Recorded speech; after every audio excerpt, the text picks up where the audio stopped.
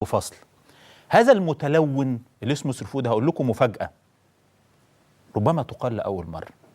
يسري فودة وقع مع أنس الفقي، وكان يشهد عبد اللطيف المناوي على هذه الوقعة على عقد انه يشتغل في قناة كانت هتمول من احمد عز لدعم جمال مبارك الوريث قبل 25 يناير.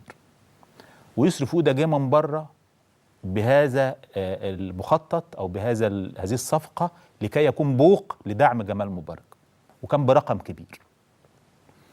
زي ما راح بأمر من المخابرات الأمريكية علشان يبقى وسيلة للقبض على بن لادن، زي ما كان وسيلة للقبض على كثير من الرموز اللي كانت بتدور عليها المخابرات الأمريكية، زي ما كان وهو ماسك نائب مدير التنفيذي في مكتب لندن للجزيرة ايد للمخابرات التركية والقطرية لتنفيذ كل مخططاتهم لدعم داعش والتنظيمات الإرهابية.